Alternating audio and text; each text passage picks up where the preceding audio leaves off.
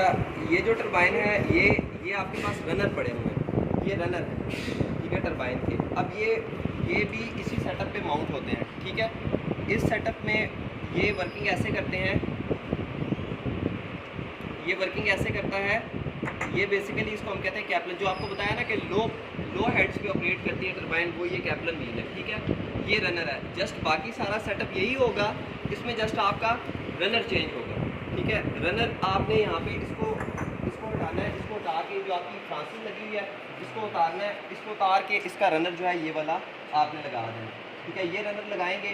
अब इसमें ये एक्सियल, ये सारी एक्सियल फ्लो है, इसमें जो वाटर एंटर हो, क्योंकि इसकी आई से एंटर नहीं होगा वाटर, ये जस्ट उस पर फिक्स आ जाएगी, जैसे ये लगी है, जस्ट ये पूरा मैकेनिज्म इसको यहाँ से उतार के इधर इसको प्लेस कर देना है, ठीक है। इसको प्लेस करने ऊपर अंदर से नहीं आएगा वाटर, इस साइड से आएगा, ठीक है। ये श्राउड इसे कहते हैं, ठीक है। यहाँ से वाटर एंटर होगा और ये बिल्कुल एक्सियल फ्लो हो जाएगा, क्योंकि ये इस तरह लगी होगी तो शैफ्ट इस तरह है, ठीक है। एक्सियली इन होगा वाटर और एक्सियली ही आउट हो जाएगा, इसको इसलिए हम कहते हैं ये एक्सियल फ्लो टरबाइन है। जहाँ पे आपको लो हेड अवेलेबल है, हाइट आपके पास इतनी ज़्यादा नहीं है, रेजरवायर आपका इतना नहीं है, तो आप वहाँ पे कैप्लन जो है वो यूज़ करते हैं, ठीक है।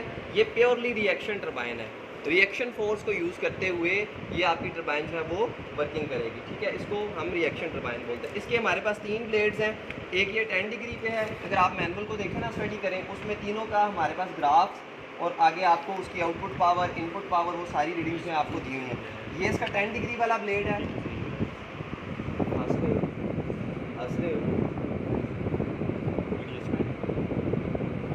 मुस्कुरा रहे थे, बात बता दो, सारे हंस रहे। अच्छा, यहाँ से आपका ये देखें, इसका ब्लेड का एंगल जो है वो नैरो है, ठीक है। इसके बाद सबसे पहले ये ब्लेड यहाँ पे अप्लाई करेंगे, उसकी रीडिंग्स लेंगे। उसके बाद आपने देखना है कि इस एंगल को वाइड करने से, जो ब्लेड एंगल है इसको चेंज करने से क्या इफेक्ट आता है। बाज़ दफ़ा बाज़ टरबाइन्स में ये ब्लेड्स मूविंग भी होते हैं, ठीक है। जैसे गाइड वेन्स मूव कर रही है ना, ये ब्लेड का मैकेनिज्म ऐसा होता है कि यहाँ पे मूविंग ब्लेड्स भी होते हैं कि आपको जो सडन एंगल आपकी रिक्वायरमेंट है, जितना आपका फ्लो रेट है, इससे भी फ्लो रेट जो है वो कंट्रोल होगा, ठीक है। तो वो आप जो भी आपकी रिक्वायरमेंट है उस हिसाब से ब्लेड एंगल को आप चेंज कर लें। यहाँ पे ये तीनों फिक्स्ड हैं, वैसे ये मूवेबल भी होते हैं, ठीक है। तो आप मूवेबल ब्लेड लगा दें, तो जिस रिक्वायरमेंट है आपकी, जो भी उस रिक्वायरमेंट से आप अपना एंगल चेंज करें और आप अपना एक्सपेरिमेंट जो है वो परफॉर्म करें। ये दूसरा ब्लेड जो है वो ये 20 डिग्री है और ये 30 डिग्री है, ठीक है। ये वाइडर है और ये जो है ये नैरो है, ठीक है। ये डिफरेंस है इनमें बेसिकली जी। एंगल चेंज करने से इफेक्ट पड़ेगा ना वाटर, जैसे वो देखो हमने वहाँ पे गाइड वेंस के एंगल चेंज करने से कितना इफेक्ट पड़ा, आरपीएम पे इफेक्ट पड़ेगा, आरपीएम पे इफेक्ट पड़ेगा। जब आपके आरपीएम इफेक्ट हो रहे हैं ना, तो इसका मतलब है आपकी आउटपुट पावर, आपकी एफिशिएंसी सब इफेक्ट हो रहे हैं, ठीक है। तो मेन चीज़ होती है आरपीएम को कंट्रोल करना। जो फ्लो भी हम बढ़ा रहे हैं या कम कर रहे हैं, वो किस लिए बढ़ा रहे हैं, कम कर रहे हैं, आपके आरपीएम को कंट्रोल करने के लिए। वैसे जनरली बड़े सेटअप्स में ऐसा होता है कि अभी जो ये गाइड वेन्स मैंने आपको बताई हैं, जो गाइड वेन्स मूव करती हैं, यहाँ पे हम मैनुअल कर रहे हैं। जो बड़े सेटअप्स हैं वहाँ पे एक गवर्निंग मैकेनिज्म होता है, वो क्या कर रहा होता है, इस सारे सिस्टम को गवर्न कर रहा होता है। अब वो आपकी आउटपुट और इनपुट को जो है ना, वो इस तरह का कम्बिनेशन बनाता है कि जो आपकी रिक्वायरमेंट है उतनी, उस हिसाब से उसको मूव करे।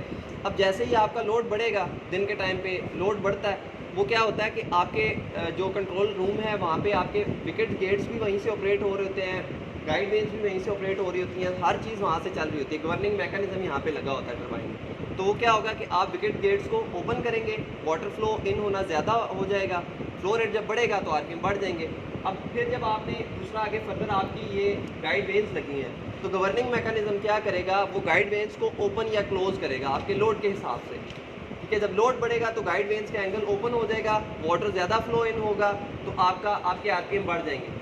लोड को मीट करना है, मीन्स कि हमारे पास जो ग्राफ होगा वो स्ट्रेट लाइन आ रहा होगा। यहाँ पे ग्राफ आपका कर्व बन रहा है, क्यों, हमने इनपुट को कांस्टेंट रखा हुआ है। अगर यही जिस तरह फर्ज करें, अब मैंने यहाँ पे लोड 1 अप्लाई किया, मैं चाहता हूँ कि मेरे आरपीएम कांस्टेंट रहे। अब 1800 आरपीएम के साथ हमने टरबाइन चलाई थी, तो मैं चाहता हूँ कि आरपीएम 1800 के इर्द गिर्द रहे। तो क्या करूँगा, मैं लोड 1 अप्लाई करूँगा, साथ ही मैं यहाँ से इसका इनपुट बढ़ा दूँगा। जब इनपुट मेरी इतनी बढ़ जाएगी, मैं यहाँ से आरपीएम देखूँगा कि 1800 हो गए हैं, तो मैं उसको दोबारा रोक दूँगा। फिर उससे मजीद आगे आरपीएम बढ़ाने हैं तो मैं इनपुट को बढ़ाता रहूँगा या गाइड रेंज को के एंगल को वाइड करता रहूँगा। कहिए पंप।